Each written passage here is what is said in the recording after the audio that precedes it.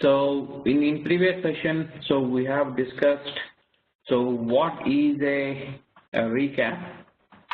So we will just have a recap of the previous session, what we have discussed for 5 minutes. So before we start the today's session. So in previous session, so we have discussed, so what is a project and what is a job and what is a workflow,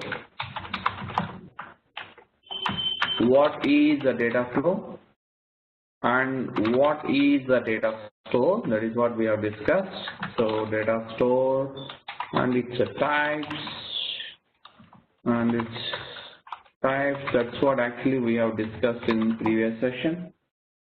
And so we have something called as how to analyze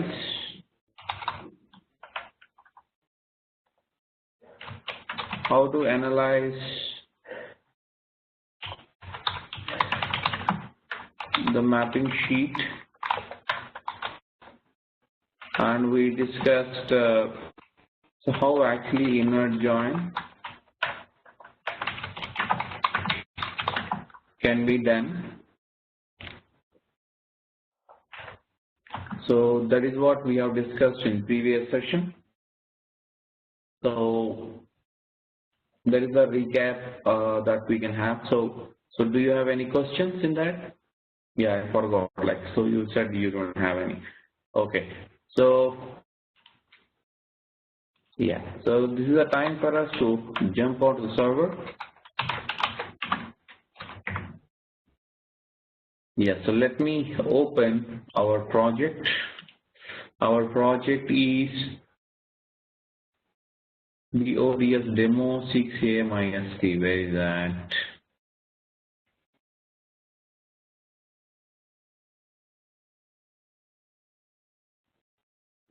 Yes, BODS demo 6AMIST.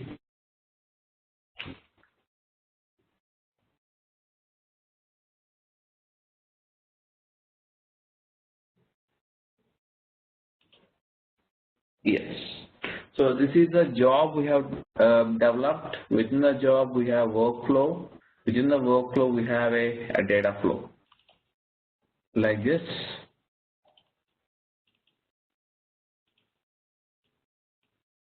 So we have something called as an orders table, and we have something called as a customers table. The customers table I have joined with an order table with the inner join. So once that is completed, the output of these two tables intersection is I am again joining with an order details table with where clause. Again, so we have products table. In the products table, so I have joined the products table with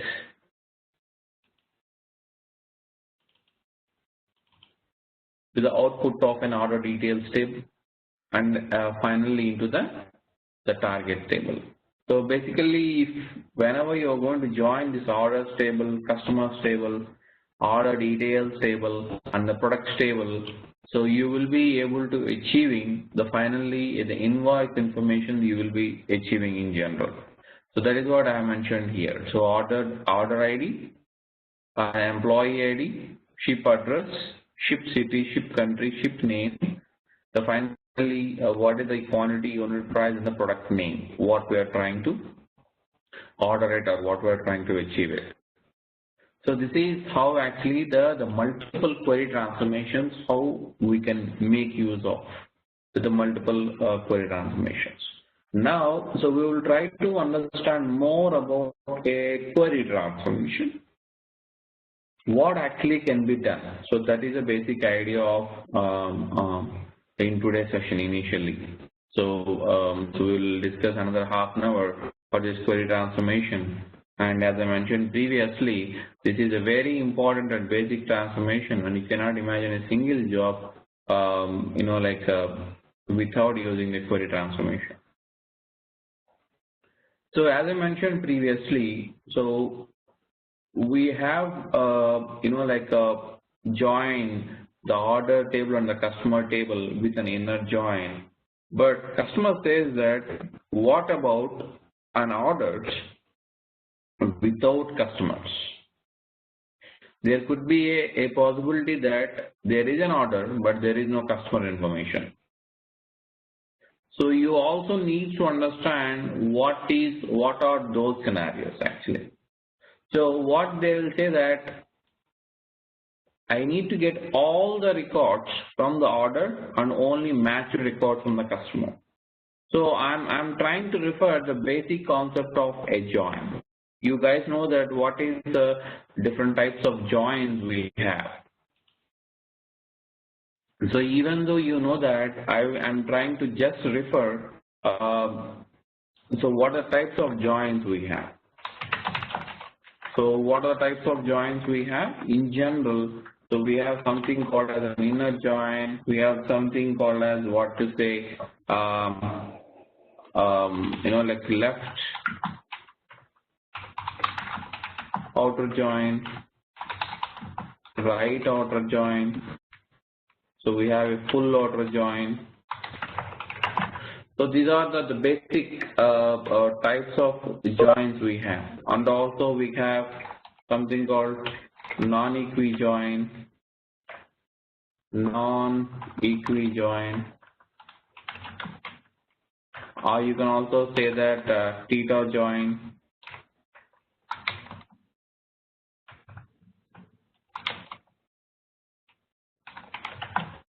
So these are like the basic types of joins. So join is nothing but, can you tell me join is nothing but what? It is an intersection or it is a union? Maybe the very silly question that I have asked. Just bear with me. I just want to make the session interactive. That's one reason I'm just asking. So just comment in the chat box. So what is a join? Join is nothing but an intersection, or a join is nothing but a union. It is a very common, like the point actually. So, okay, great. Okay. Any other questions? Or any other answers from your end? Raju, Jayant. Right. So a join is nothing but a intersection. Whenever I say intersection, so there is a reason for that. Actually, see here, if I have mentioned a join condition here, order dot customer ID is equal to customer dot customer ID. What you are telling to the BODS is, please pick the records from the orders table, from the customers table, where the customer ID of order is equal to customer ID of customers. So that is what actually happens here. So this is very, very important points to understand. Okay, 1 second guys, please bear with me 1 second.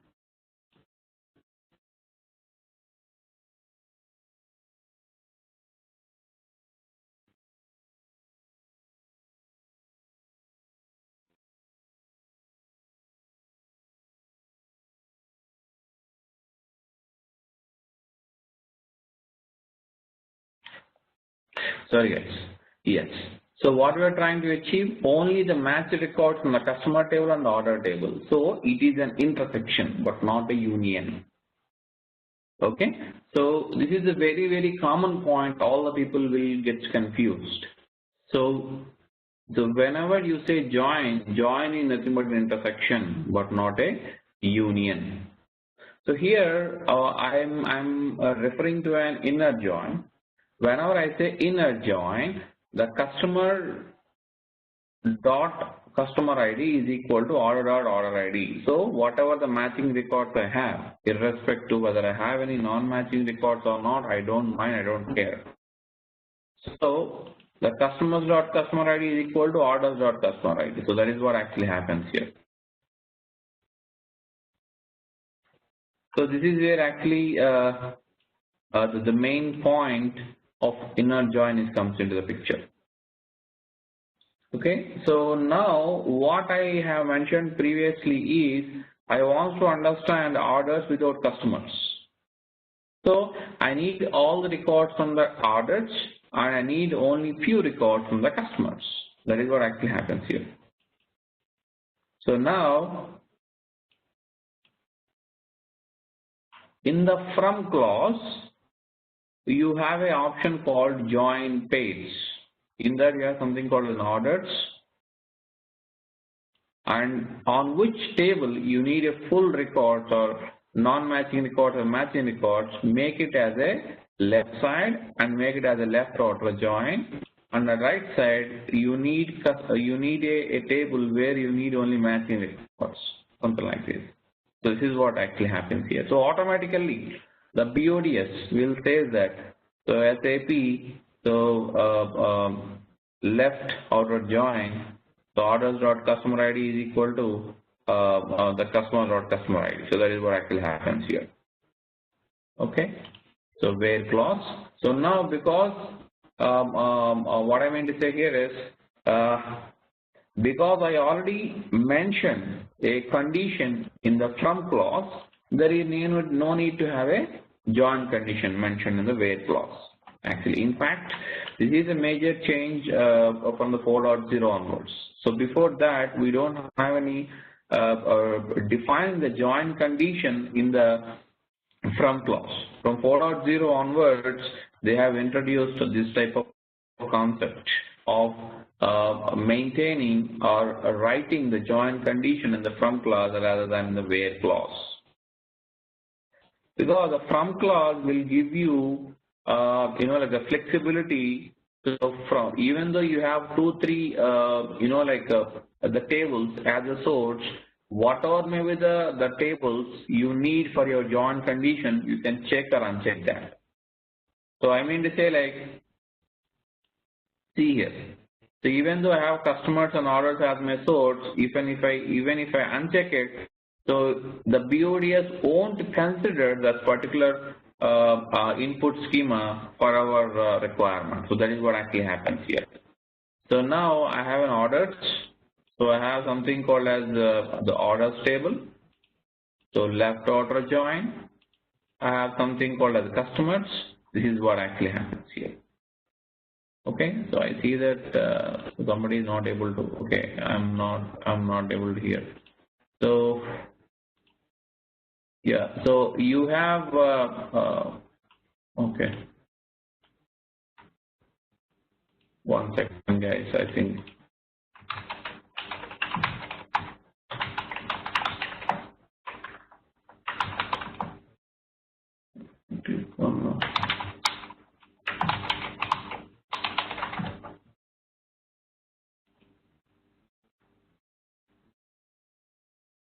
One second, guys. One other student is having some problem in logging. Just give me 1 minute, guys. Please bear with me.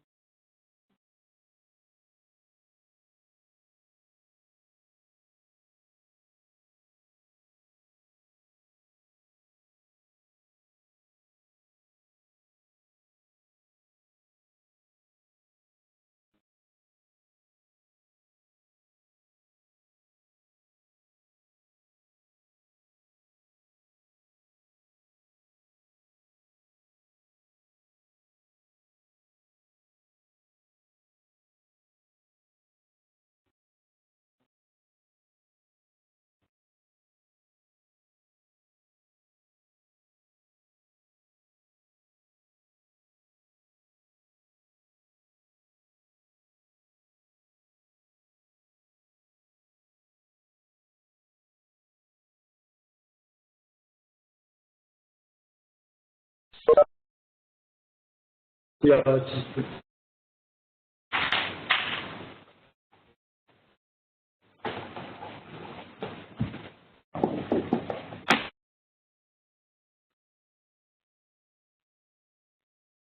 So thanks for being on hold. So this is what actually happens here. Okay, so I mentioned ordered table, left order join with the customer table, so that I'm able to get all the records from the orders table and only the matching records from the customer table. This is called the left order join. Left order join on the orders table. So if you need a reverse, I mean to say all the records from customer and only few records. I mean to say the customers who doesn't have an orders, if you want to understand. So you can always, like mention like what you call as left order join on the customers, left order join on the customers, and a right order join on the orders. So this is how actually we can do that. The customers, left order join, orders. So this is what actually happens here. Okay, so rest of the things you can carry forward. So because I have mentioned left order join on the customers, so the output of query also should get all the records. So that's the reason why what I'm going to do, I'm going to go to the from clause. In the from clause, so I'm going to maintain all the records coming from the query should pass on only few records, or I mean to say the matching records from the order details can go to the query 1. That is what I have mentioned. So now what I'm going to do in the left join, make it as a query and mention as a left order join because I need all the records from the query, and right order join I need only few records from the source system. So this is what actually happens here. Left order join. See here, it's clearly mentioned that SAP, the left order join, the query left order join order details table. So that is what actually happens here. If you have any questions, you can always, you can mention like this. Okay. So you can copy and paste it. So sometimes the join condition won't be effective. So in that instances, what we are going to do, we are going to just simply copy and paste the join condition, what you know. These are all the workarounds actually I'm going to say. So similarly, all the records coming from the query 1 should be there, and only the matching records coming from the product should be there in the query 2. That's the reason why in query 2, in the from clause, so for query 1, I need all the records. The left order join on the query 1. And now the right order join on the products, something like that. You can validate all. Now we have completed the end-to-end implementation of a left order join here. So I have mentioned the left order join basing on the condition that I need all the records from the customer where the customer doesn't have a order. Let us see what exactly happens here. Whether we get any error message, because we have mentioned all the primary keys. At each and every point, if you didn't get any values of an order IDs, or if you don't have any order IDs for any particular customer, so that will be a problem. So that's the reason why. So it seems to be we have executed successfully, and we don't see any particular record with what you call as left order join on the customer. You will get a doubt how you are able to confirm, because yesterday when I ran the job, okay, this is today's log. Yesterday log has gone. Yesterday, whenever I have ran the job, I'm able to see the same records here. Okay, that's the reason why I'm able to say that. So we don't have any customers without order ID. Okay, so in your exercises, what you can do is you can try vice versa. I mean to say you can put a left order join on the order and only the join condition on the customer. Where what you will get it, you will get an order IDs. Those order IDs who doesn't have a customer. So that information that you can get it. Okay, otherwise we can simply change it now itself. See here, the from clause. So what you can mention here is, yeah, I have a doubt that in previous flow I have mentioned like this. Okay, so let us run the job. Let us see now. So I just click on OK. Now let us see, because earlier I forgot to remove. Right, see here, cannot insert a null order ID. So what it says that there is an order ID which has a null value. I mean, so there is a customer ID which doesn't have a order ID. Okay, so that's the reason why it is saying that null. But you know that, right? From primary key standpoint, so the primary key doesn't allow any null values. So that's the reason why, to facilitate more here, to get more clarity on that, I'm just removing the primary key constraint so that we will get the record which doesn't have a customer ID. I'm just trying to remove the primary key so that we will get a complete data. That is what my intention here. I'm just trying to execute the job once again. So job got started, workflow started. After the data flow started, now we will see that there is 2 more records. Actually, 2,155 records earlier we have. Now we have 2,157 records we have. So now we will see that what are those records. So if we couldn't be able to trace out here, so you can always go back to the customer ID column here, or else you can also go back to your database and you can always filter. So is null. Let us see whether we are able to get it or not. Okay, so we couldn't able to get the fields or where we have information. Okay, let us go to the SQL Server and query the table. Then you would be able to get those records actually where we got the null values. Right. So now I have logged into the SQL Server 2008. So where is my database? So that is very important actually. My target database name is, I didn't remember the name. So in that case, normally what we will do is, we will go to target SQL Server DB connection, and the database name is target SQL Server DB. Okay.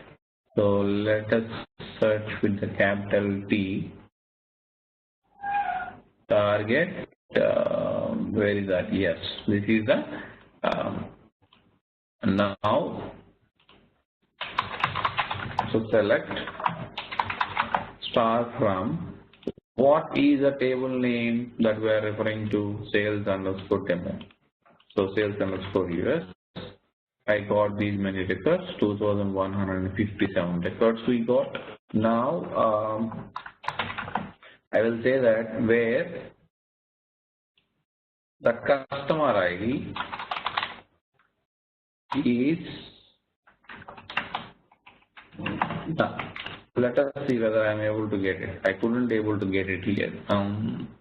What are the other fields? So see, this is a major challenge here. This is a very common problem. We will normally achieve it. So let us try to monitor the previous error. So what it is saying, where exactly we couldn't able to null into the order ID. Right. See here, our perception is wrong. So we have to concentrate on order ID, because what we have mentioned previously, that where my customers doesn't have an order, right? So in that case, I will be getting a null for the order ID.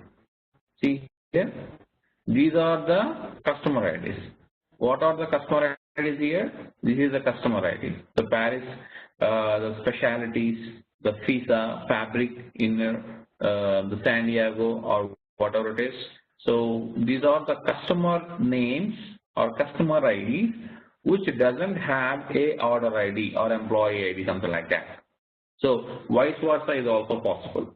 So that is also possible. You can do that. If you have a more questions at the database level itself, I mean to say, if you want to understand, so I want to understand, like all the records coming from the order table and only the selected record from the customer table. You can also mention the vice versa join condition in the BODS designer.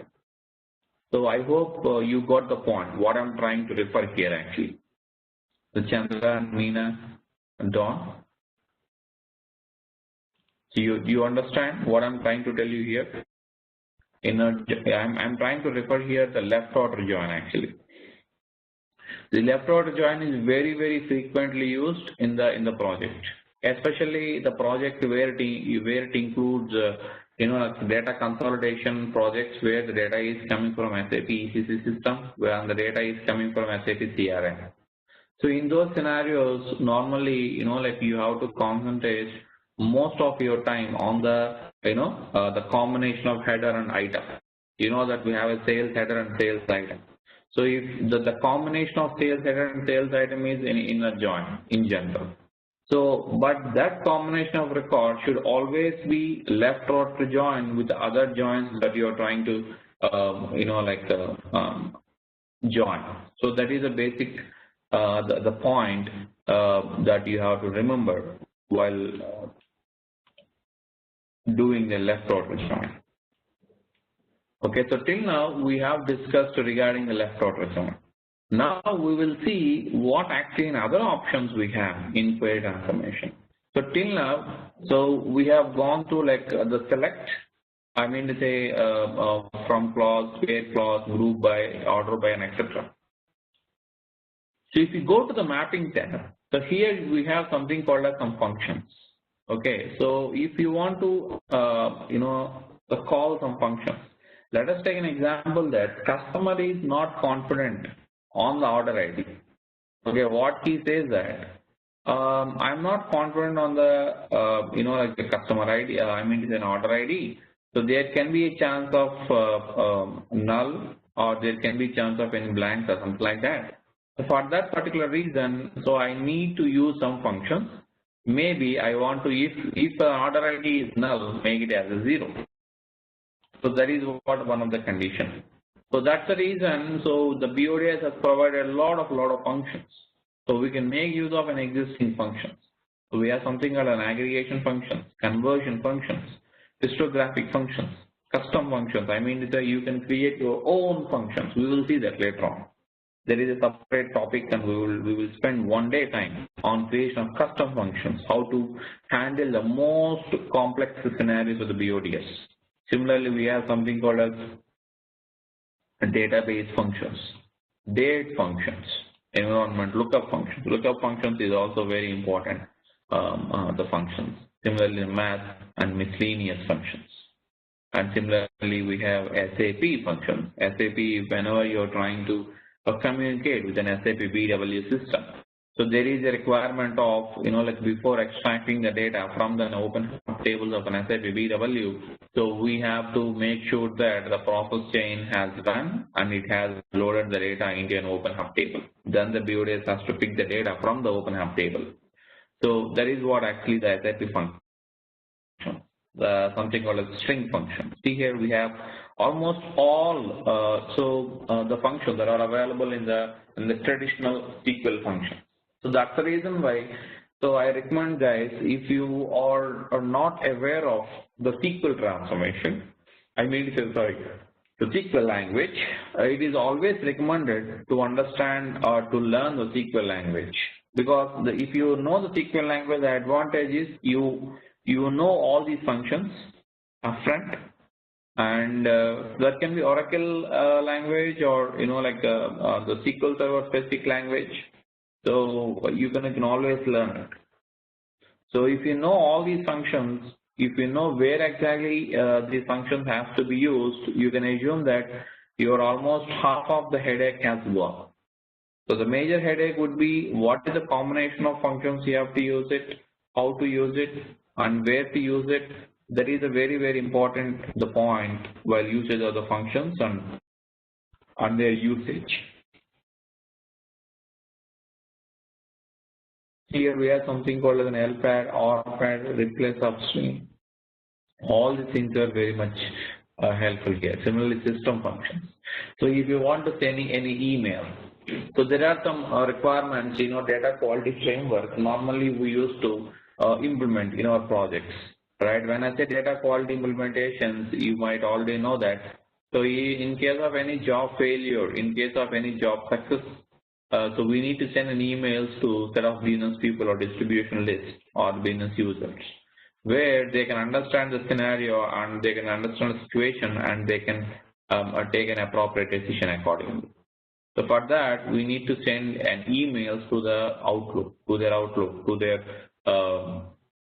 the domain. So that can be in our case like xerantech.com, maybe suntrainings.com, maybe biosolutions.com. So that is a different companies, they have different domain name. So for that domain name, the registered the mail IDs, so you will be able to send an email notification. So that is what actually comes under the data quality framework. Similarly, we have something called the validation function. So validation function means there are some scenarios you might have, like observed. Data can be coming from the database, data can be coming from the files or some other cloud CRM systems. We cannot imagine that, the decimal value is actually a decimal. The date time value is actually a valid date time. No. So there are like a lot of scenarios. Instead of MMDDYY, you will get only DDYY. So we cannot consider that particular, date as a complete date. So in order to understand whether it is a valid date or not, so we have to use some validation functions, pre-built functions also possible. Okay. So we have something called some conversion functions. So if you want to have some cast, so it is one type to another type if you want to convert it. So we can make use of a cast function. Similarly, the aggregation function. So if you know already a function, I mean to say, let us take an example that I know replace substring. See here, if I say half of it, it will show you the respect to like the function name. So if you know NVL, see here NVL off. So what it is going to do? So it is going to convert. So this is my input. If it is an input, if it is a 0 or whatever it is, so it is a null. So I'm asking the BODS, please change it to 0.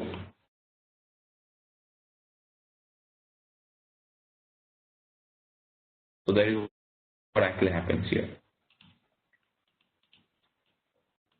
So as just mentioned is basic usage, you don't have to worry. We will spend another 1 hour session actually on the functions. What are the functions, where actually the functions will be used and all and everything. Okay. So this is how actually, so we are going to make use of the functions like this. So you can filter on the order ID, apply and OK. Okay. So sometimes it won't allow us to show here, but here we are able to understand that the order ID is null, so we have 2 records. Okay. So or else we can also say that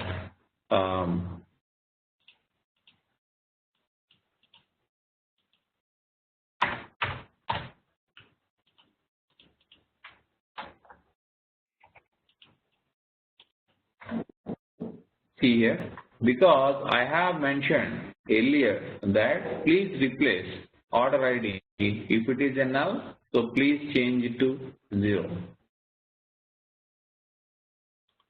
Okay, so if you filter it on 0, you will get the respective values.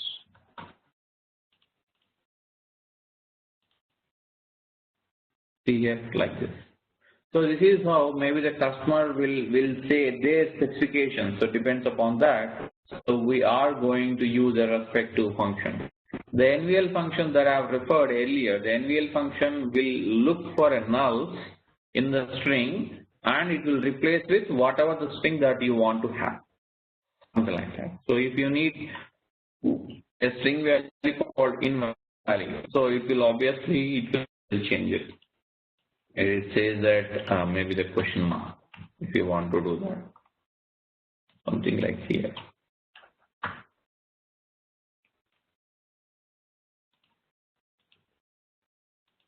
So, Venkat, I have a question. Yes, please. Let's say you want to replace the, the apostrophes, like you're putting into. Let's say you want to replace the single quote, not double quotes. How do you do that? Because you are specifying to replace 0 or something else using single quote, right? Mm-hmm.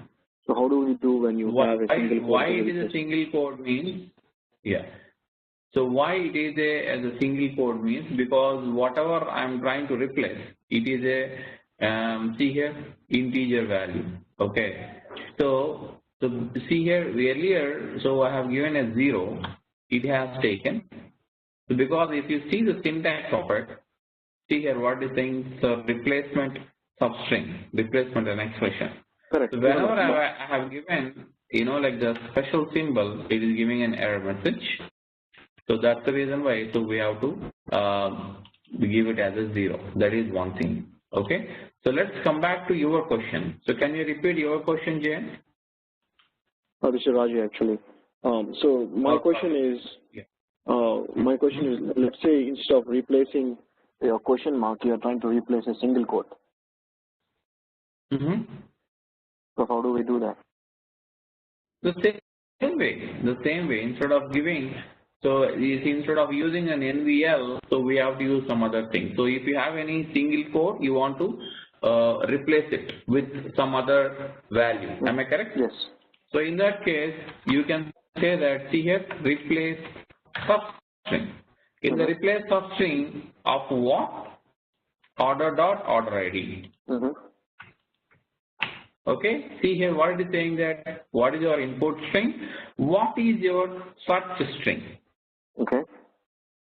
Okay, and between, if you have anything, if we see here, you can see like this also. This is what your search string. If you have any single quotes in between, in continuous like this, so you can replace with something called as some space. That's it. This is how actually, so you are going to make use of. Okay, getting my point, what I meant to say here? No, but my question is this, how does it differentiate? So you're putting single quotes and then you're putting a space. So that's the character that you are using to replace the single quote. But how does it understand the difference? How does it differentiate between the single quote that it actually has to replace versus the single quote that you are putting as per the syntax? Right, you're right. See here, as for the syntax, what is syntax? So we're trying to mention here, what is a search string? So obviously, whenever I say search string, I'm going to mention between the single quotes. Am I correct? Okay. So in such case, so I'm going to mention whatever the search string, I'm going to mention within the single quotes, it will automatically differentiate. So BODS has got a artificial intelligence to search for the respective single quotes actually. Okay, you can try that. Okay, so if it is not working, then we can discuss later on. Okay, so this is how actually we are going to identify the replace substring. Normally we will make use of a replace substring. If you doesn't aware of, maybe you will get a nulls, maybe you will get some other spaces. Maybe you will get some other special characters. Normally we will make use of a replace substring, but if you aware of, you will get only nulls, then we will get an NVL. NVL function will be used. Okay, NVL function by default, it will work for, if it is a null, change it to respective the string, depends upon the type, whether it is an integer, whether it is a varchar or data type, and etc. Okay, that is what actually happens here. So Jayant here, I got a question. yes, please. Yeah, if I have multiple conditions, I want to use multiple functions like NVL. Can you be more loud, Jayant? I couldn't able to hear you properly. Yeah. Can you please go back to the previous screen? No. Can you be more loud? Is it okay now? Is it okay? Yeah. It's okay. Please go back to the function screen. Okay, tell me. Yeah, I want to use multiple functions like NVL, let us say in order ID and replace function in product ID like that. So Yeah. So whatever maybe like you want to use it. So you have to go to the respective the column name. See here, if you want to use it NVL function for the order ID, yeah. select the order ID and go to the map.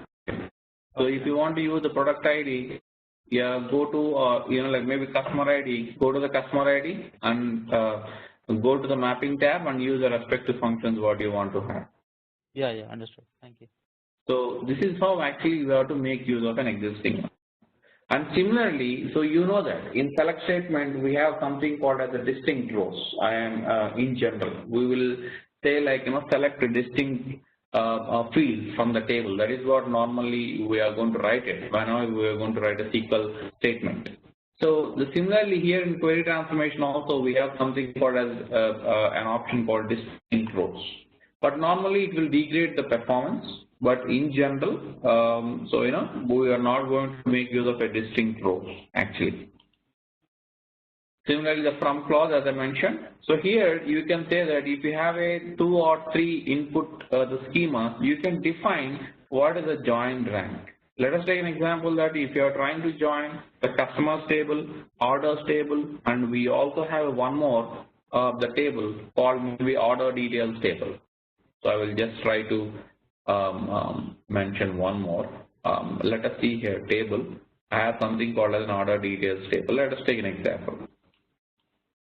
There are scenarios we can join like this. I will show you how to do that and all. So we have something called as in the from clause. See here how many I am able to see here. I am able to see here customers, customer details, and orders. Okay. See, whenever I say join rank, so you can give a rank to customer 1 and order details 1. So what it will say, even though I have multiple joins here between customer and order details, maybe customer and orders, because I have mentioned join rank 1, what it is says that first it will join these two. The output will be joined these two. Output will be joined to order table. That is what actually the purpose of a join rank. Normally the join rank will be a performance enhancement technique in general. Okay, so in the scenario will be useful where the customer is very particular about even the 5 minutes of time also. So there are some customers where they are very much concerned about 5 minutes or 2-3 minutes. So it depends upon their understanding regarding the application. So in that case, this particular the join rank is very much helpful actually. So in order to improve the performance. Okay, so that is what actually happens here. So whenever I say join rank as one of the performance enhancement technique. So similarly in the where clause also we can make use of a function, the same functions, whatever I have referred here. So similarly, so we have something called as domains. So domains are nothing but basically these are not that important or not regularly used. Even like I didn't use in my entire career domains. It is more specifically like the environment specific scenarios actually. So you don't have to worry regarding the domains are considered. And this is the place where we can write your logic. You can write here or else you can click here and you can write and save it and automatically it gets saved here. That's you don't have to worry. So similarly, if you want to do any group by, if you want to do, if you have any particular measures you have. So if you observe here, we have some measures here. Measures means like something like unit price, something like a discount and quantity and everything. So if you have a scenario, you can always determine the sales revenue or discount or quantity by group by. So you can always say that. So let us try to understand. So you have a product ID and you have a customer ID and we have an order ID. Okay, so you can group by. So these quantity and unit price or discount depends upon all those values, all the dimensions actually, they're all measured, right? So you're going to perform a group by on all the dimensions so that you will get a aggregated information. Similarly, order by. If you want to get any ascending information or descending information of the product ID, you can simply drag and drop in an ascending area or descending area you want to have it. That is one of the main usage of an order by. Similarly, yes, please, James. Hey Venkat, hi. Question is the functions which are you are now explaining. Is this function is same for any kind of source system? All. Very good point you have raised it. These functions are same for like most of the sources, but there are some like the scenarios where those functions are not useful for some of the sources. Okay, if you take an example of an SAP sources, there are like some functions where we won't be able to use it on the SAP system. Okay, SAP data. So that we will see whenever we are discussing regarding an SAP stuff, we will see that. But it's not same for all the data sources, but not a different. But there are some functions which can't be used. That's the only thing. Okay. So in the advanced tab, we have very important that is called as a distinct as a separate process, group by as a separate process, join as a separate process, and order by as a separate process. So why it has mentioned as a separate process means, so you know that distinct is a resource intensive operation. It will eat away a lot of your resources.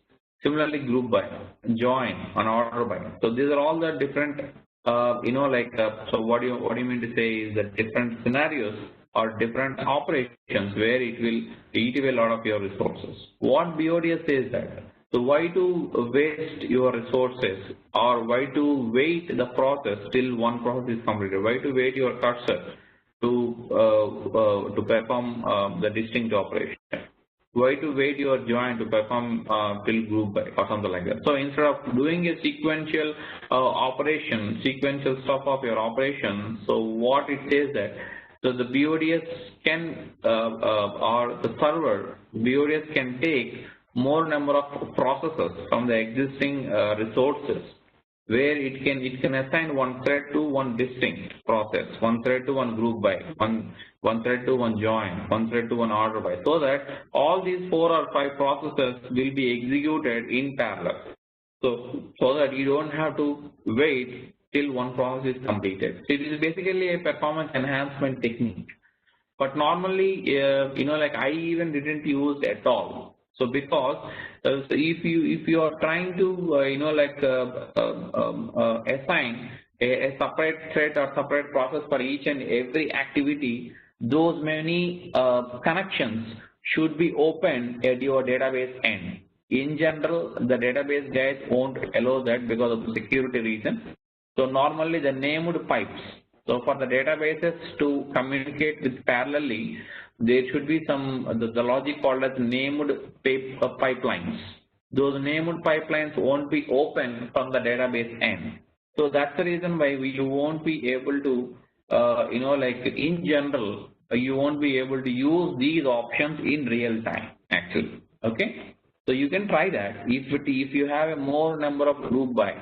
In your maybe the complex scenarios where we have 10 workflows and maybe hundreds of data flows, in that scenarios you can talk to the DBA guy if the named pipelines are open or the database is ready to accept the named pipelines. In that scenarios we can make use of this particular the run distinct as a separate process or group by. So do you have any questions, guys? So before I jump on to another type of the transformation. Hi Venkat, this is Chandra. Can you show us the domains? Can you show us the domains again, please?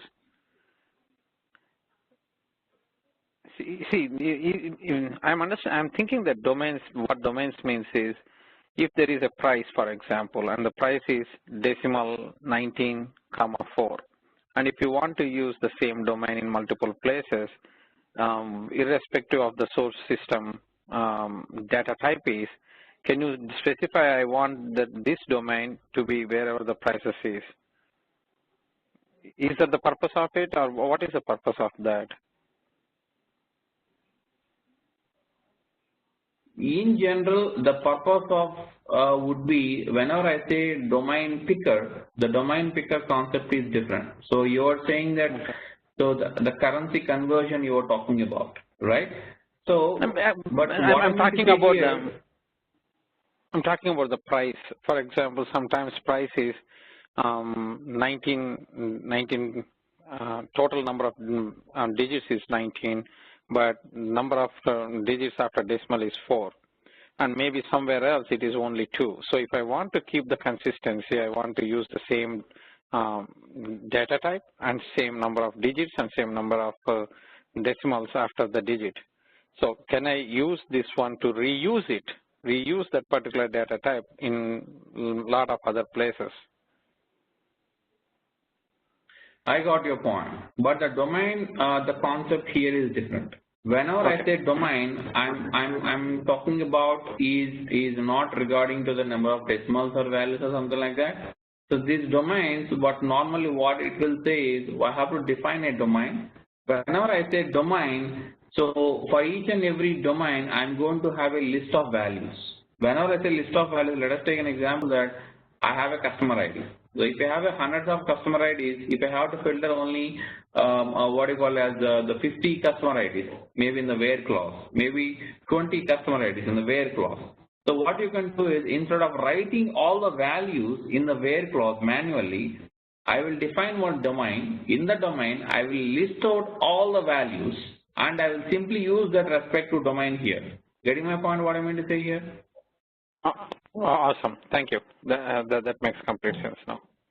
Good. Yeah, it's Right. like So above, that is what above actually domain. happens here. I think it's like above domain. Okay. Yeah, not exactly above domain. Yeah, you can compare it. Yes. Okay. So do you have any questions, guys? So because I want to take more time on the query transformation because it's a very basic transformation, and so you will spend a lot of your time in your career in the BODS technology on the query transformation itself. So that's the reason why we almost spend 2.5 hours on the same transformation. So do you have any questions, guys?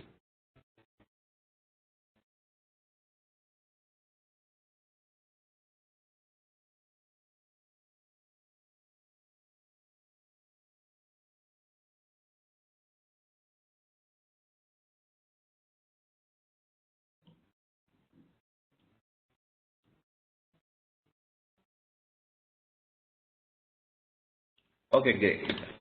So now we will discuss regarding the next type of transformation. So that is the called as case transformation. The case transformation is not that regularly used, but yes, it is also used in the scenarios where if you want to route the records as per the business logic. So the case transformation. The case transformation is normally called as an upstream transformation. So you already know that into the data services, the transformations are divided into basic categories of data platform transformations, BODS integrated type of transformations, and data quality type of transformations. And the BODS transformations are also divided, depends upon the usage in the entire mapping. So I mean to say like, so whenever the transformation is used at the starting of your entire mapping logic, when I say starting, I mean to say like, this is called as a mapping. Okay, this end to end is called as a mapping actually. Okay, in the mapping, sometimes maybe we can make use of a, like the starting mapping condition. I mean, it's a starting we can use a transformation, or maybe end you will use a transform, depends upon the requirements. So that's where actually it depends upon the usage. The transformations are also divided into upstream transformations and downstream transformations. So the case transformation is normally used at the starting of the mapping logic, okay, in general. But there are some scenarios where we are going to use the case transformation at the end also.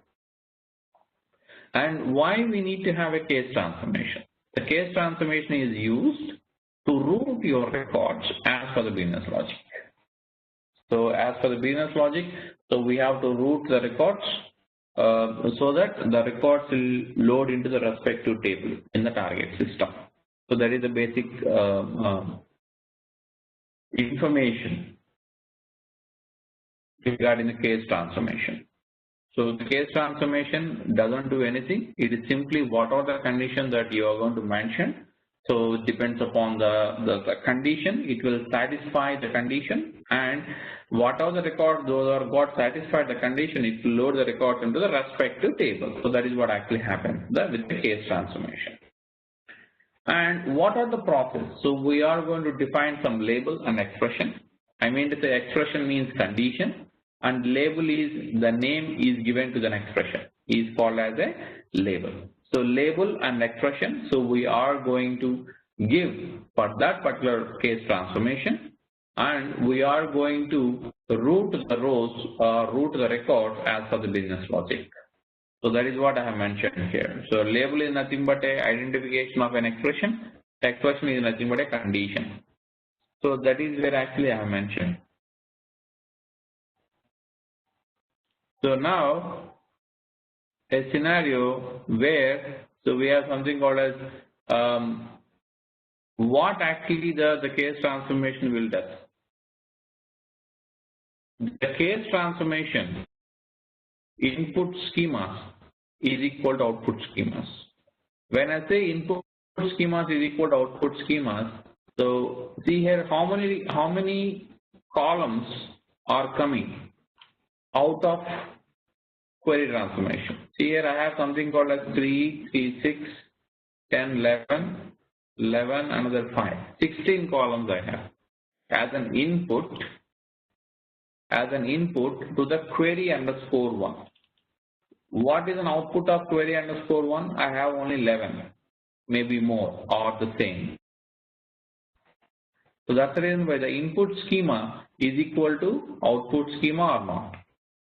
So here the number of columns may be the same, but the input schema is having two sub-schemas, query and order details, but output schema, it is different. So the number of columns are same, but the schema wise it is different. The source got two schemas, but the target got only one schema. So that is what actually the difference here. What it is saying, there is no change in the source or target schema in terms of number of columns. So in terms of number of columns are considered, there is no change, even though we have a change in the number of schemas in the source and the target. So that is what actually this particular last point is refers to. So you will understand why actually, so I have referred to this particular point. We will see, you will discuss, so we will discuss in the down transformations. Yes, James, do you have any question? Yeah, in what scenario we should have multiple schema, output schema? Right. The scenario would be whenever we are trying to load the data into an XML, or whenever we are trying to load the data into an SAP system in the data migration projects. So where we have, what do you call as, so we have to maintain an IDOC structure, IDOC similar structure. So in the BODS query transformation itself, in that case, you will have a subqueries. Okay, the query within the query. So if you are responsible to make a nested structure,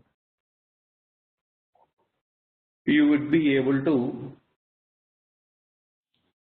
do nested structure schema in the query transformation. Did I answer your question?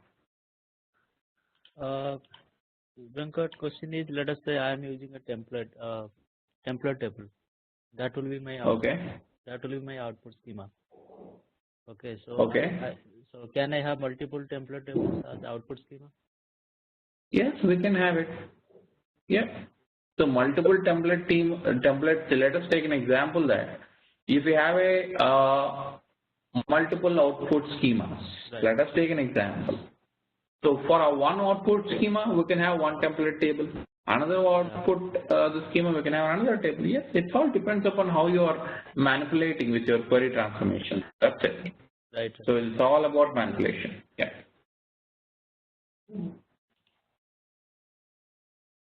Okay. So this is the basic example. It's a very traditional example. Actually, the case transformation will give us.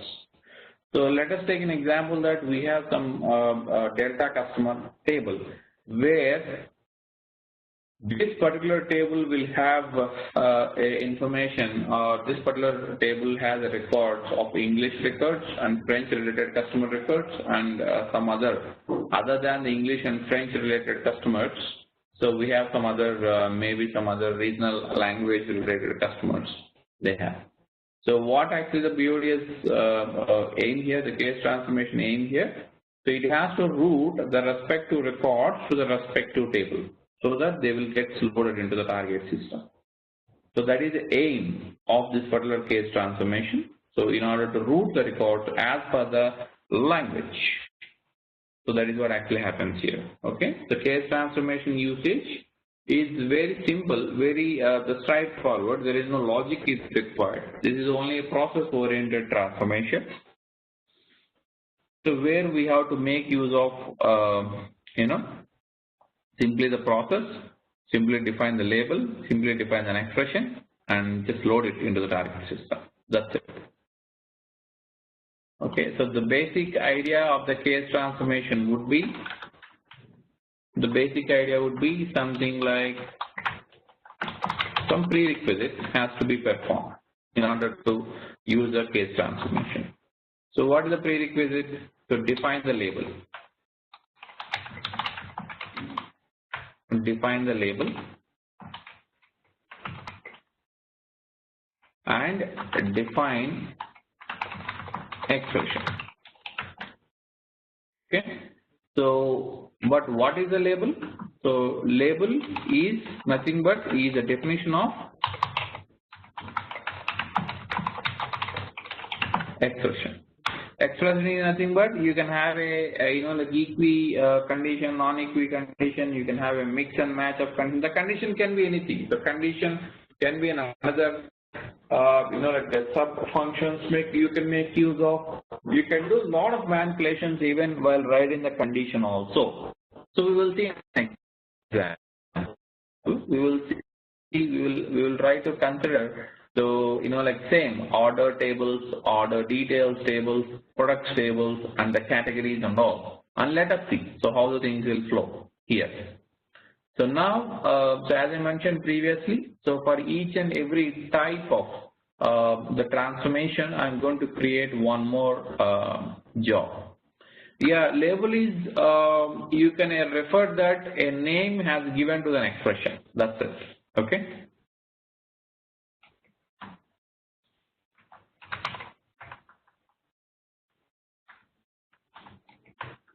So I have something called as case transformation, the 6 a.m. IST batch.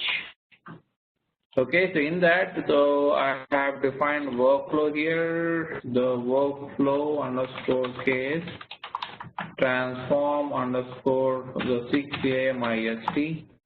So I've just given a naming convention here, I'm just following here.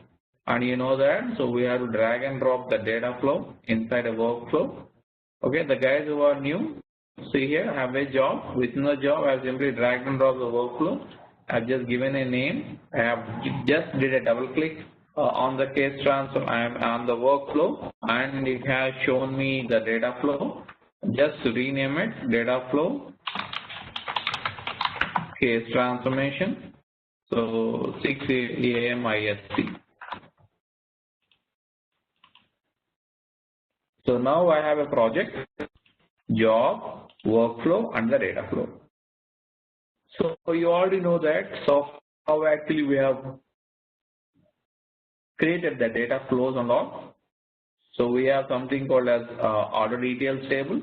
I'm just trying to select here the order details table. It has something called order ID, the product ID, unit price and quantity and discount. And similarly, so we have something called as orders. Yeah, so now what customer aim here? The customer's aim is customer wants to join order on order details table, and he wants to join the output of an order details table with the products, later on with the categories, and he wants to have a different like mainly 3 or 4 categories of products he is interested in. So he wants to have some beverages related products into one table, maybe confections related the products into another table. Other than these two, they want to load it into another table. So that is the requirement. But finally, in order to achieve all these things, customer IDs, customer details of respective categories, we have to join all these things, and we will use, once we have identified, once we have joined all the tables as per the requirements, then we will place a case transformation so that it will route the records as per the business logic. So now I am joining order details table, I am joining orders table, simply make use of a query transformation and order details and query transformation. And now, so what I'm trying to do here, so obviously I have an order ID in common. So simply drag and drop. So orders.order ID here. Oh, sorry. In where clause, orders.order ID here. And similarly, we have something called as the order details.order ID. So I need something called an order ID. I need an employee ID. Let us take an example. I need ownership name. I need the unit price and quantity. So that is what they are looking for. Let us take an example. So once that is completed, the output I want to join to the product. Let us take an example. So that's the reason why I'm going to make use of the products table again, and I'm going to have the output of query, and the product table should be joined here with the help of a product ID. Product ID from products table that is equal to the product ID from the query. So now what do you require? I require actually the product ID, the product name, the category ID, and I need to have unit price, quantity, reorder level. So all those stuff I need to have it. So in the unit price, quantity. After that, all these things like employee ID, quantity, and all.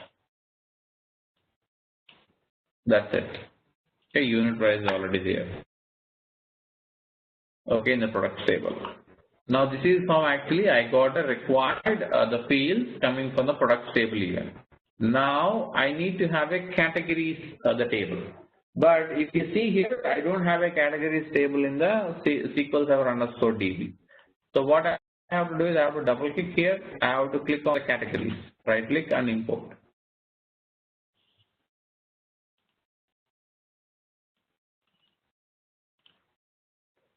So now here, so I have something called as categories I have imported. The metadata of the categories I have imported. You have to understand that. I didn't import any particular table into the SAP BODS. The BODS doesn't store any particular data. So I have just simply mentioned the import of the metadata. So import of the metadata means table attributes like column names, table names, and all and everything. So once I have imported, the table exists in the tables field of the SQL Server DB.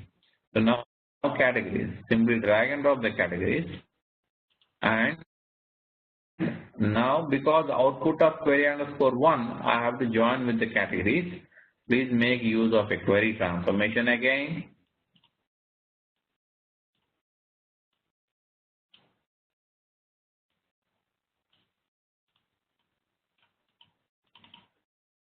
Like this. Now, so as you know that, so we have to join the category ID in query 1 in where clause is equal to category ID from the categories. Something like this.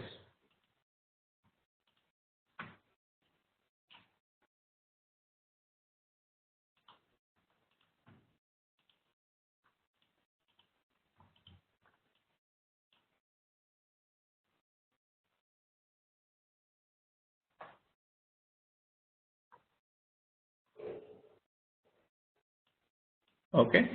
So this is how actually we are finally arriving to the different categories of products and all and everything. So before making use of a case transformation, what I am going to do, I am going to load it into a staging. Okay, two things are there. Immediately after this particular query underscore 2, I can make use of a case transformation and I can load it into the respective table, or else I will try to load it into the staging. Okay. So for that, as I mentioned previously, so we are making use of a template table like this, and in which the data store actually I have to load it. So target underscore sequence underscore DB, right click, and so what we have to do now, we have to just give a category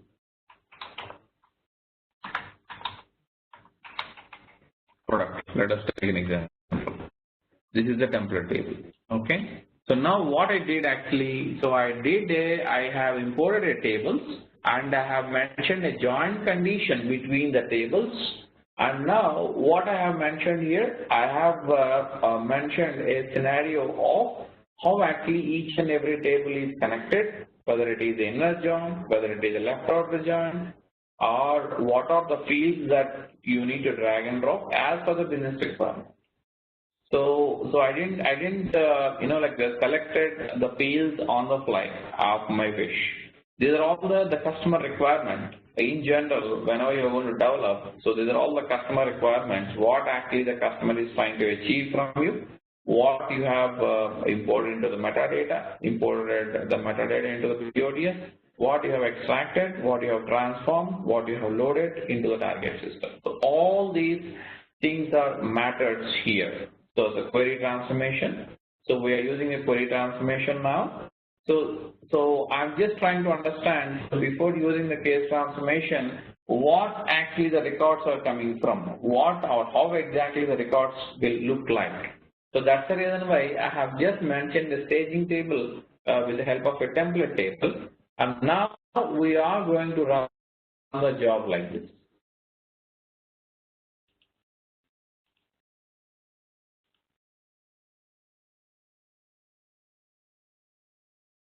Now I'm trying to run the job. Okay, it says that there are some primary key violations. Yes, obviously. So because so there can be multiple product IDs. So that's the reason I'm just removing the primary key constraint for now. And also, like, we have gone through like how to troubleshoot if we have really a primary key violation, how to troubleshoot the problem in previous session. So now, see here, so we have loaded. So what is the warning message it has given? It says that rows per commit for table loader has reset to 1 because the category product is long or blob objects, right? So if you see here, we have something called as a long object, a data type called long. I think it is there, the description. Okay, so that's the reason why it is reset to 1. The loader, that we will see that. That's not that important. That we will see that.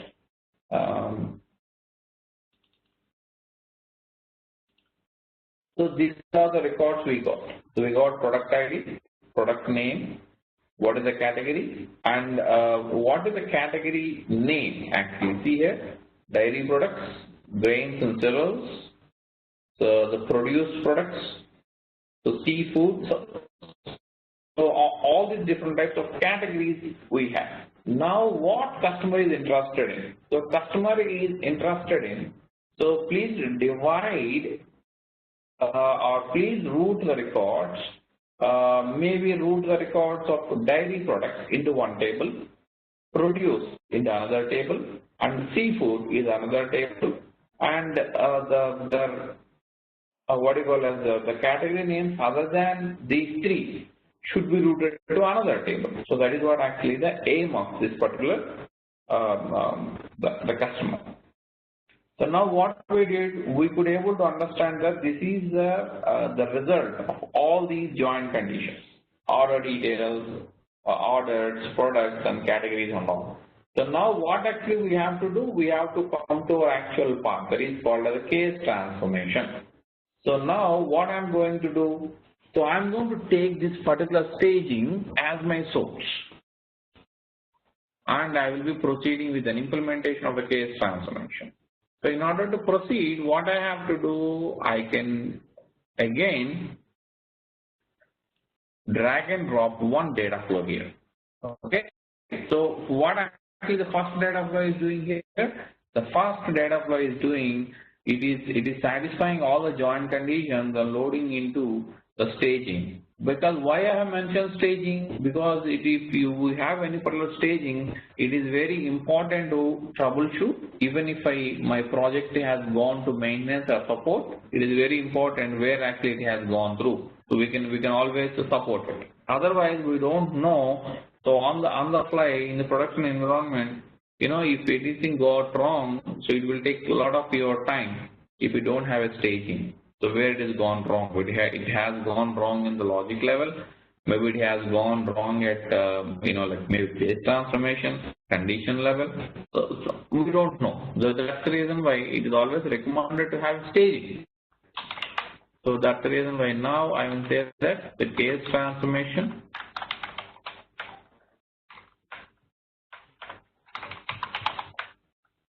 transform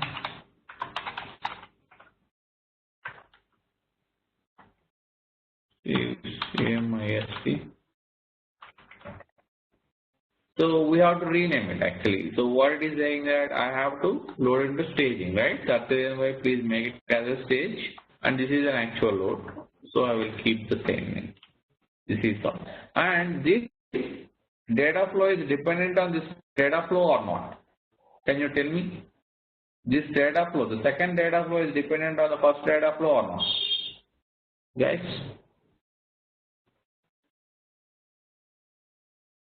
Is the second data flow is dependent on the first data flow?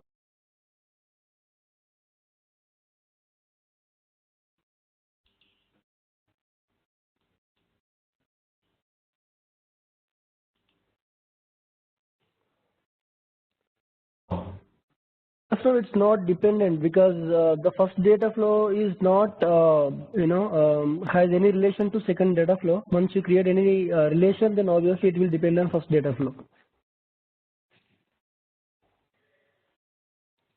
Right. I mean to say, if I am using this particular table, category underscore product, as a source in the second data flow, then it will have a dependency or not. So getting my point, what I mean to say here? So in the first data flow, what I did, I have make use of an existing the customer joint conditions, and I have loaded the data into the category underscore product staging area. What I told you earlier, I am going to use this particular customer underscore the staging category underscore product the table as a source, and I have to make use of a case transformation. That is what I told you, right? So what is the source in the second data flow? In the second data flow, my source would be, what is my source in the second data flow? whatever may be the target in the first data flow, that will become a source to the second data flow. Getting my point? What I meant to say here? Yes. Okay. But you have to make sure that because the second data flow is depending on the first data flow, so what you have to do, you should run them in sequence. That is very important. Okay. Once this is completed, then only it has started, because the source for the second data flow is target in the first data flow. So getting my point, what I meant to say here is a very, very important point. So a lot of people will get confused with that, where you have to run parallelly, where you have to run sequentially. If the first data flow target is source to the second data flow, so obviously the second data flow is depending on the first data flow. Getting my point?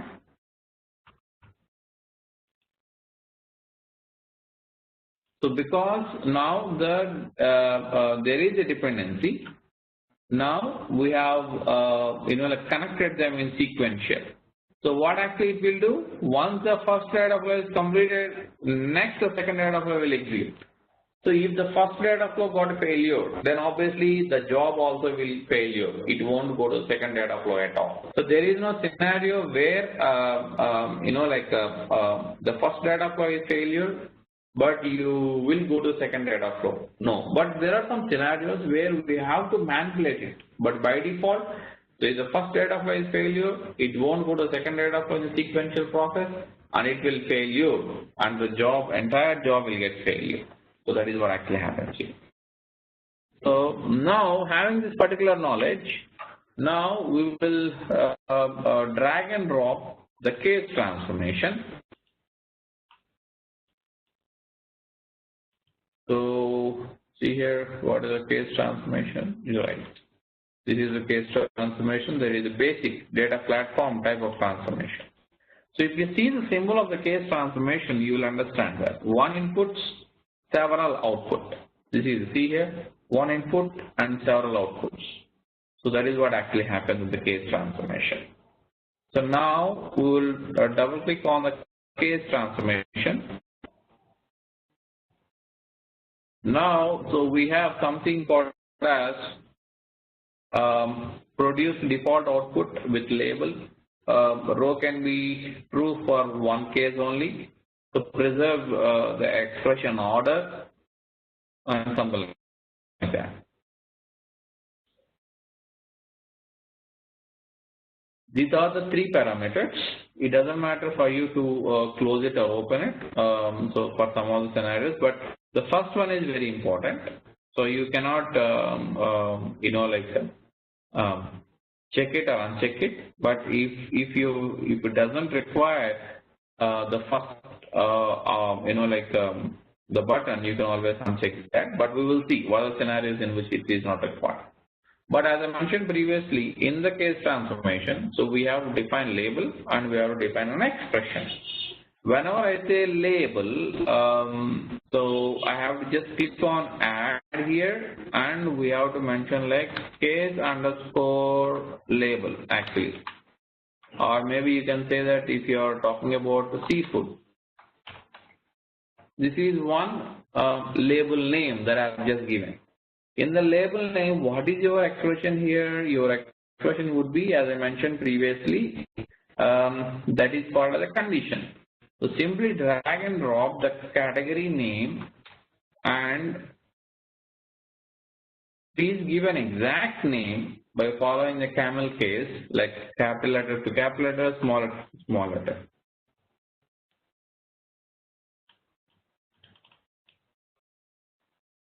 Where is that? Yeah, we have something called a seafood. So we have to maintain it perfectly. So go to the case.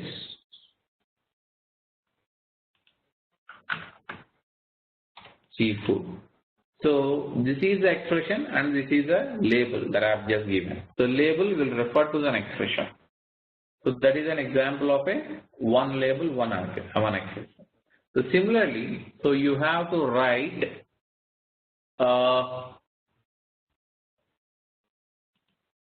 one more condition. What is that? Produce.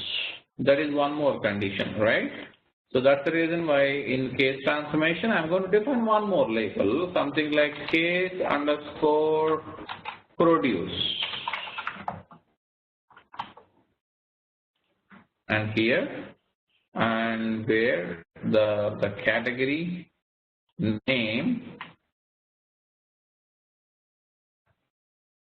is equal to the produce.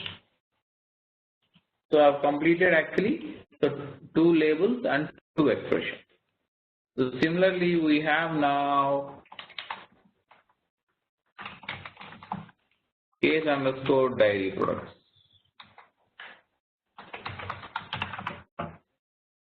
There is one label.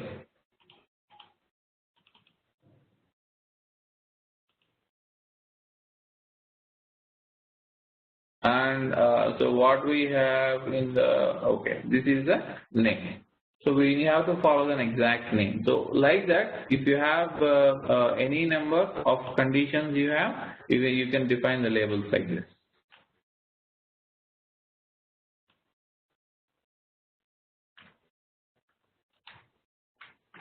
Venkat? Please.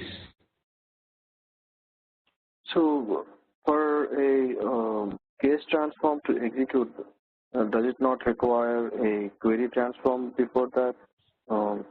Does it query out of the table automatically, or how does it work?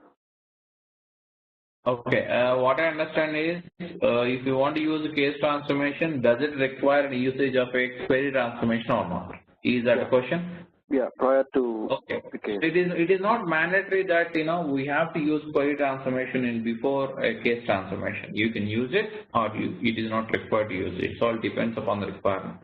But it is not mandatory. So without using query transformation, also we can make use of a case transformation.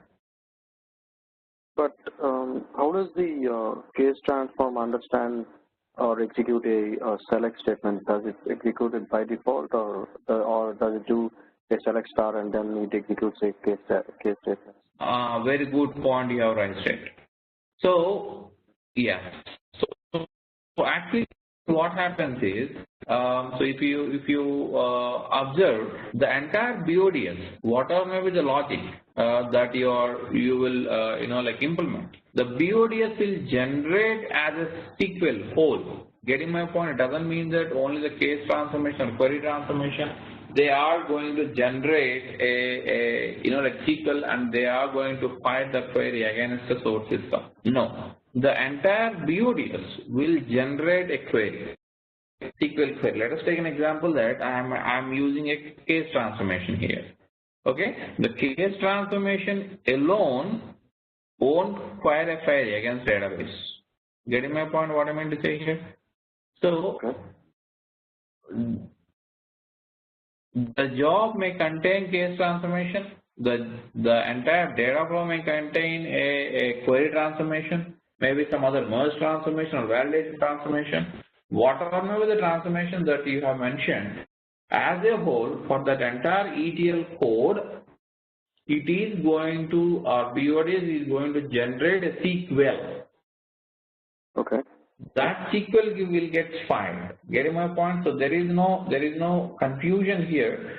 The case transformation alone, of course, it doesn't have a capability to directly communicate with the database by running its own query. The BODS tool will generate an ETL code, generate a SQL code for the specific mapping conditions and all, and that particular query will get fired against database. That is what actually happens. Getting my point?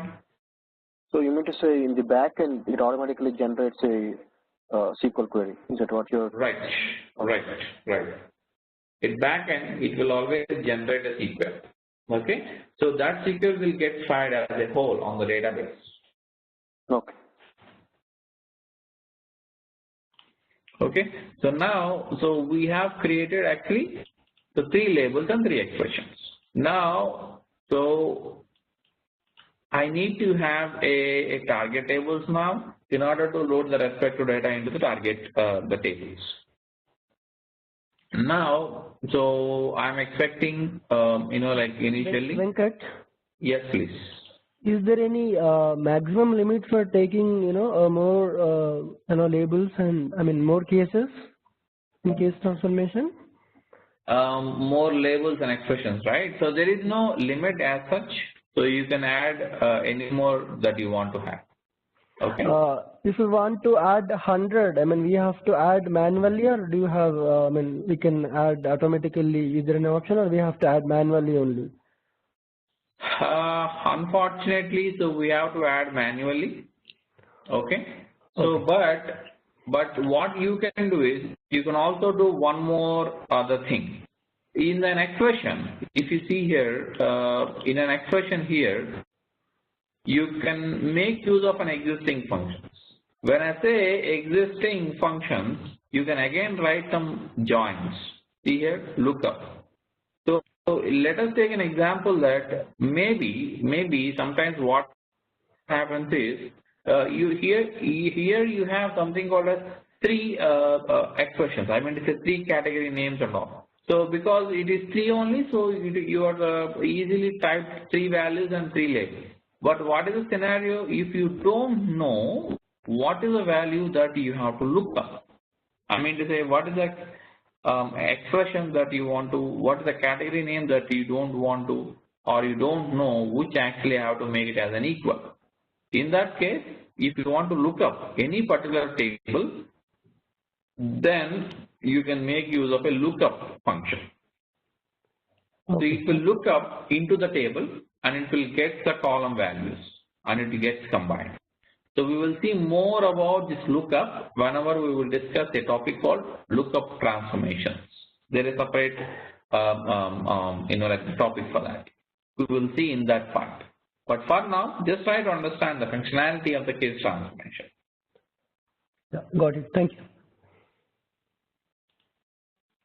So now, so what actually we are trying to refer here? We are trying to refer 3 labels and 3 expressions, and now, so we will be providing the template table here. So template table in the respective target data store. Target data store. Where is that? Yes. So you can mention like, so product by the seafood. That is also you can do that. So similarly, another template table, because I have more than 2, right? So that's the reason why I have to define the respective labels here. Now the products underscore produce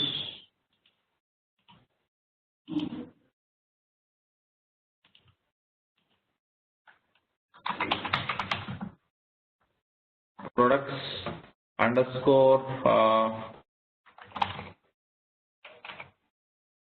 I don't know what I have defined. I think grain.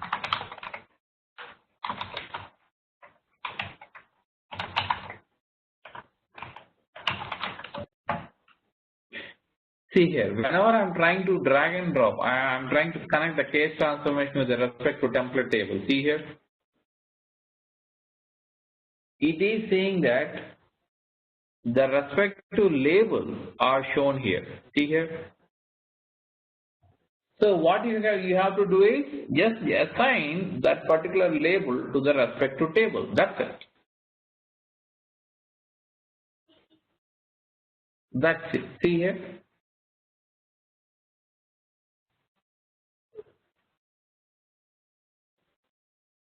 Something like this. Similarly, the respective label for the product produced table is the produce. Similarly, dairy products. And if you observe, we are able to see one more actually. What is that one more? Others. I mean to say default. Where you are able to see that default? See here. Default. If I have given others, then it will show you the others there.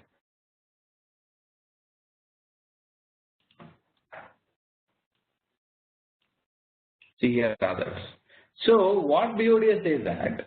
So what are maybe the labels and expressions that you have defined at your end? Apart from those labels and expressions, I will give you the else part. Else part means whatever the conditions that you have mentioned, other than those values, I will give you one more expression that is called as a default or others. So what is the value or what is that others label will have? Others label will have where the column values, where the category name is not seafood, not produce, not dairy products.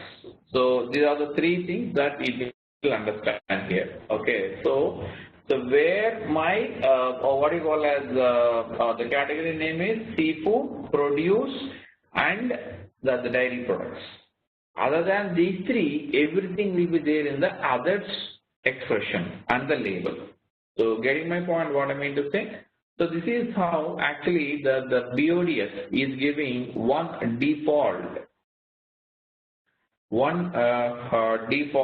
you call as the label while loading into the target system. So now I have something called as case transformation. So let us take an example. If I don't require this, you can always uncheck that. Okay, and let us see whether it is allowing us or not, and we will see now. See here, and workflow and to data flows, I have saved it. I have just executed now. So now what actually is happening? It is giving some error message. What is that error message? Let us see. It says that unspecified table in the data flow. Where it is? Oh, see here, I couldn't able to connect, and that's the reason it is giving an error message saying that it is not connected. So now the case transformation, and now I'm trying to execute the case transformation here.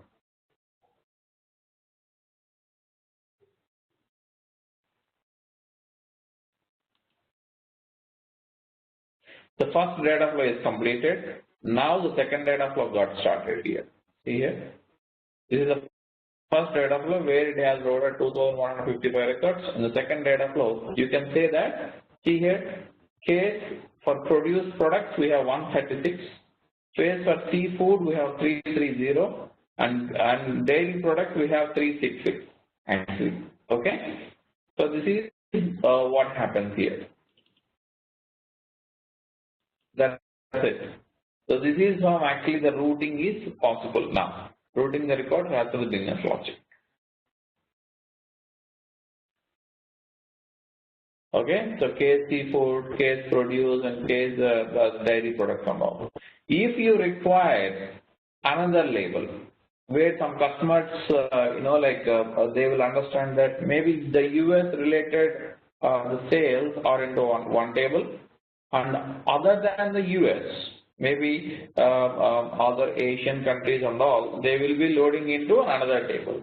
So for that, maybe you can create your own query like what you did, where the category name is not seafood or maybe the dairy products and etc. You can define your own label, or else as BODS is giving default, the else part of your condition, you can make use of it. Either one is possible.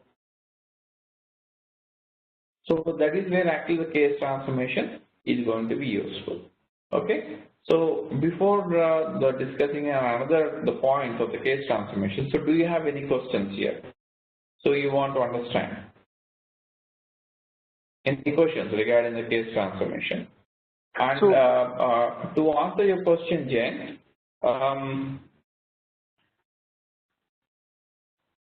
So without using case transformation also we can achieve using the query transformation. Okay. So you can always make use of a query transformation, you can just filter it out and you can send the records to the different template table. That is also possible. So, Venkat, what happens to the default product? Like, where are you loading them to? Very good. So because I have unchecked it, because I don't want to use whatever the BODs is giving, I don't want to use it. That's the reason why I didn't check it. Okay, getting my point? So if you want to use it, check it and have one more template table. Yeah, that's it. Okay. Target SQL Server DB.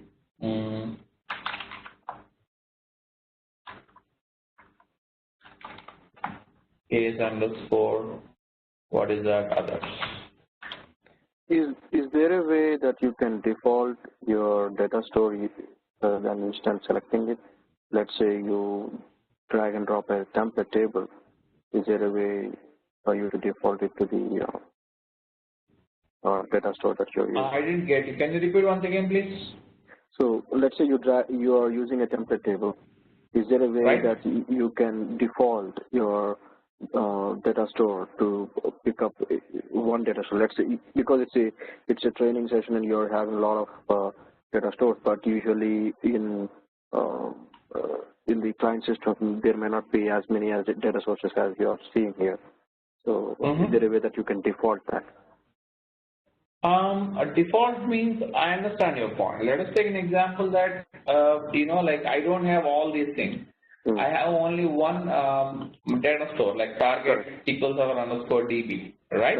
Correct. So in that cases, so there are like two ways actually. So one is, whatever the structure that I'm expecting here, somebody has to create and give the structure. Getting my point? Otherwise I have to create a template table on the fly. Getting my point, what I meant to say? So I'm trying to create a table in the database directly from the BODS. That is what I'm trying to do here. Okay, but there is no way that automatically it gets created. So you have to create a template table at least. So you have to drag and drop the template table and you have to give it. If you don't want to do it, so you have to mention to your DBA saying that these are the fields coming from the case. And so these many tables I require with the field names and all. This is the table name, and he will create the table physically in his database, and I'm going to create a respective data store on that particular database. Then I'm going to import the table into my target system. Getting my point? What I meant to say? Yeah. Import the table into my workspace. No. That's it. I'm not going to create any template table. That is one way. Because this is a template, this is the demonstration, right? So that's the reason why normally the template tables will get created. But in the real world also, if you are trying to load the table in a staging environment, you can make use of a template table. It doesn't matter. Okay? In general. Okay. So yeah. The data in the template tables, how long will they be? Like, because they are not like static tables, right? So no, basically the template tables data will be there forever. You don't have to worry. But only thing is, see, let us take an example that in the template table, if I just double click on the template table, it has an option to every time whenever they are going to load the data into the target system, they have an option to drop and recreate the structure completely. Getting my point? What I mean to say here? Correct. But if you make that particular table as a permanent, we don't have an option to, or the BODS developer to drop and recreate the table.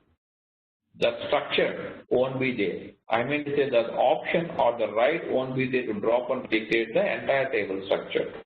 So that is the basic difference between the template table and the permanent table.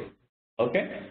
So apart from that, you don't see any differences from the template table and the and one more is, if it is a template table, then if you want to use that table in down data flows, you can only use the template table as a source. Getting my point what I meant to say, but not as a target. Getting my point? I'm trying to say like, in this particular data flow, you have used all the template tables as a target. Getting my point what I meant to say here? If you want to use this one in any particular other data flow, then you have to use this particular table as a source, but not as a target. Getting my point what I mean to say? So let us take an example that, so we have two data flows, okay? In the first data flow, what I did, category underscore product is one template table. And I have loaded the data into the template table. And in the next data flow, I'm using the same template table as my source. If you observe carefully here, I've used the same the template table as a source. That's it. But in general, what happens? See here, in general, if I'm trying to drag and drop any particular table, it will ask you whether you want me to use as a source or target. Getting my point what I meant to say here? But if I take any template table, this is a template table, drag and drop. See here, it is not asking me anything. It is simply saying that please use me as a source. So that's it. I don't have an option. Getting my point? What is the difference between the template table and the permanent table here? Okay. So this is how actually, so you are going to proceed with the usage of a template table or the permanent table. But if you go to the database, you will see both the permanent tables. You can see everything. There is no difference. But only the what are the what do you call it? The difference that I have showed you, that is only the difference between those two. But other than that, everything is there. Okay. Okay. So this is how actually, so we are going to load it even into the target system, into the methods. Now try to execute the job and see how it will go.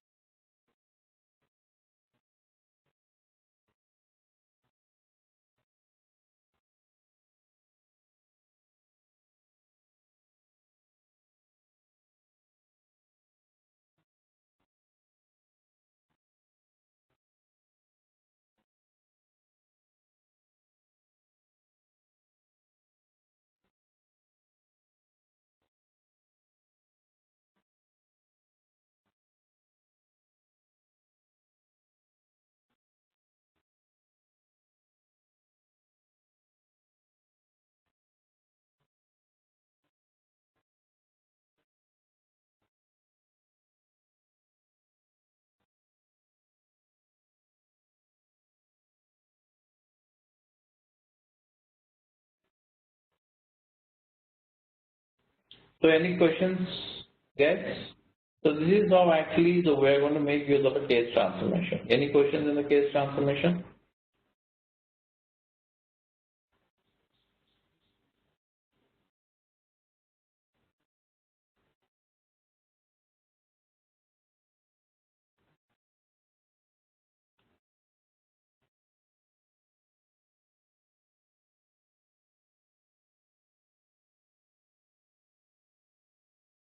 So please let me know any questions before we wind up the session for today. Venkat, Jayant here.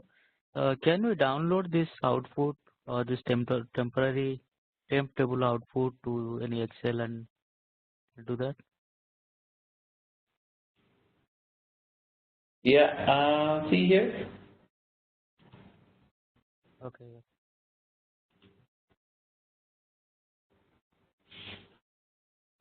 Okay, you can do that, not a problem.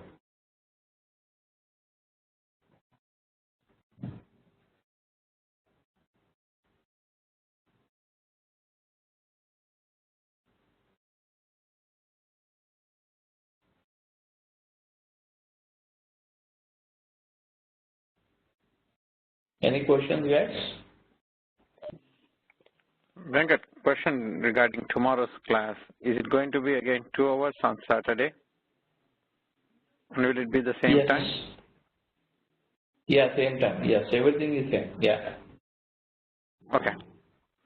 Because Kavita sent long time ago, like weekends it will be 4-hour class. So we just wanted to confirm.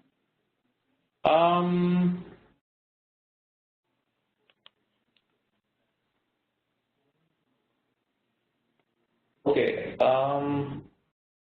Okay, 4 hours, right? Yeah. I So don't have let's any plan problem. for 4 hours. Let's plan for 4 hours, Chandra. But like it's up to you guys. If you're okay, then I don't have any problem for the 4 hours. Maybe I would like to ask Meena and Donald. Meena, Don, 4 hours or 2 hours, guys?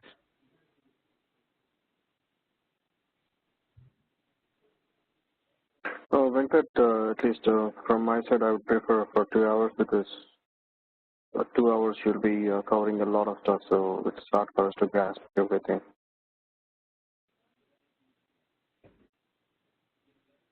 Yeah.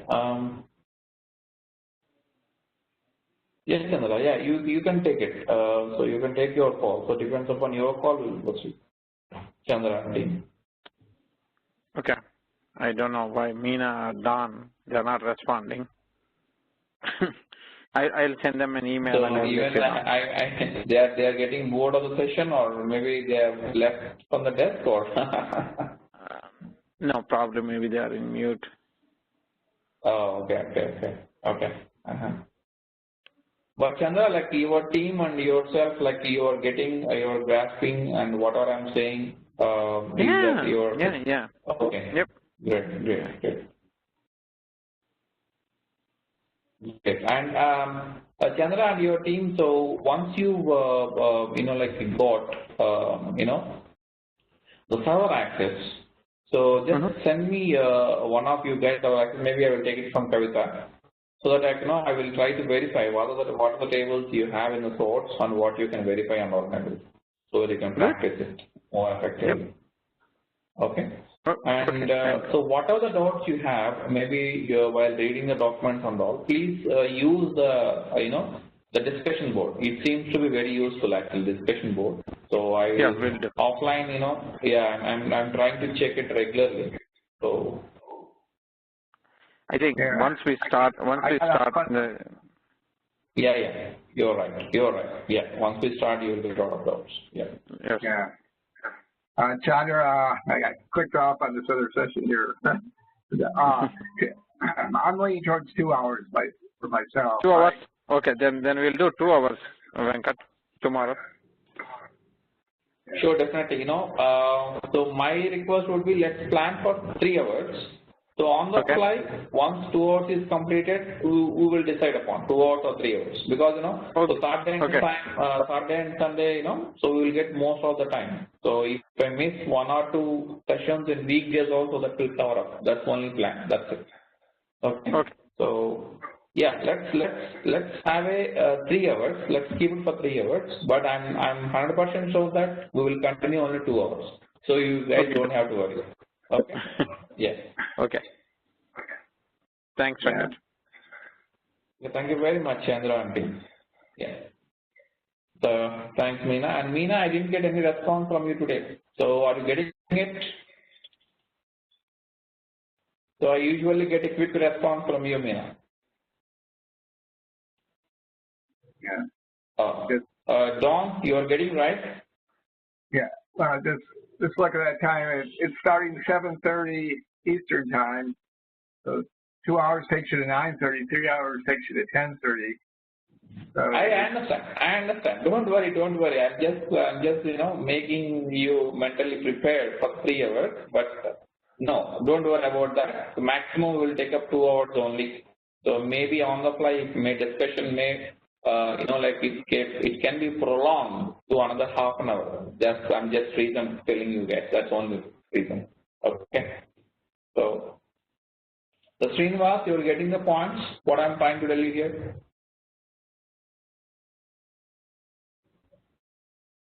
Srinivas.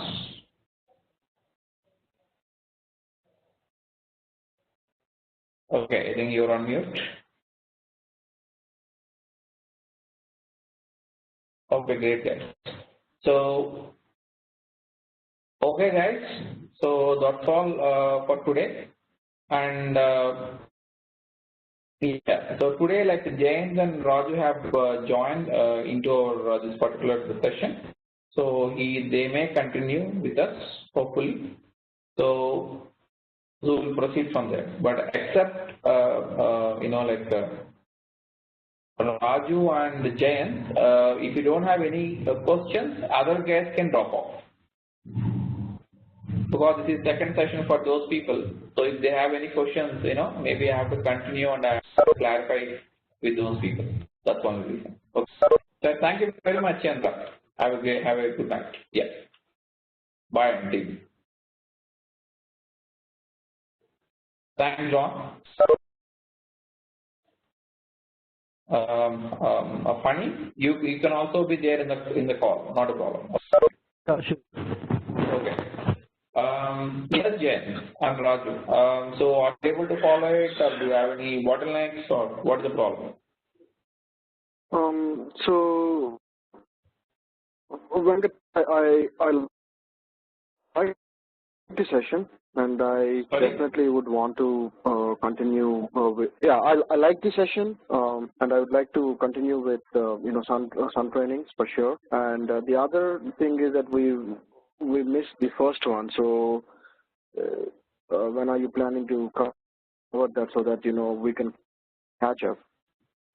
Okay, but in today's session, you completely understand what are the points you didn't understand. That's what I want to understand, Raju. So prior to that, how did you, you know, create this repository and the architecture and all that? So we would like to, you know, have that recap.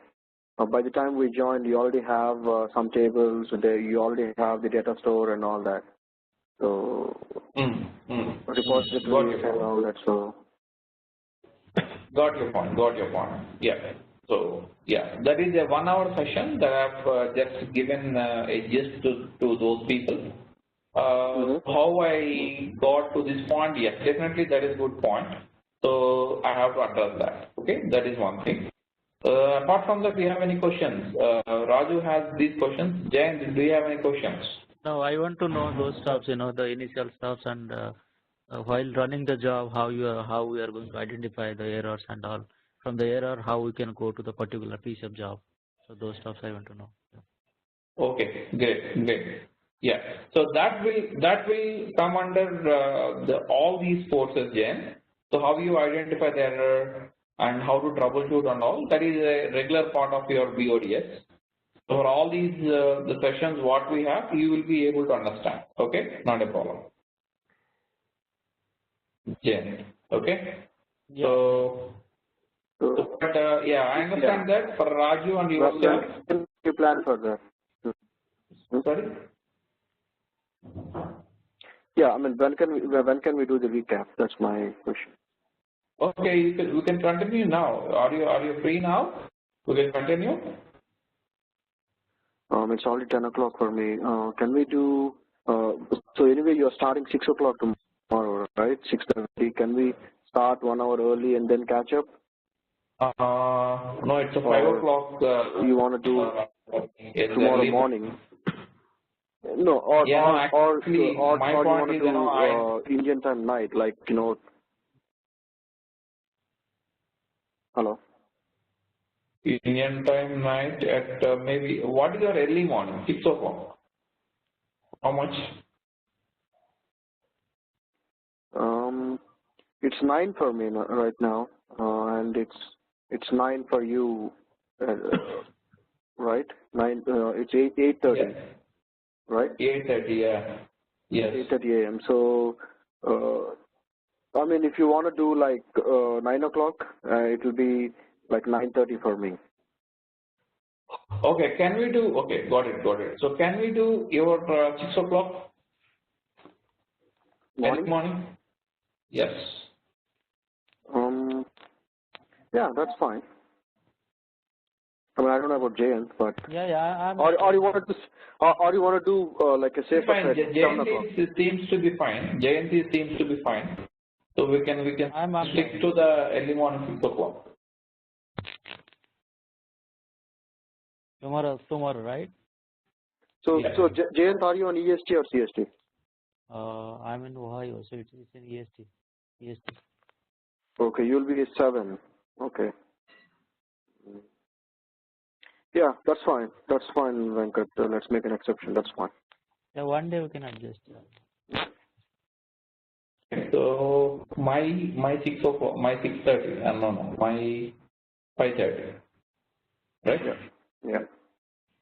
Okay, that's fine. So we'll meet in the evening. I mean, say or early morning. So we'll have for 1 hour and we'll proceed from there.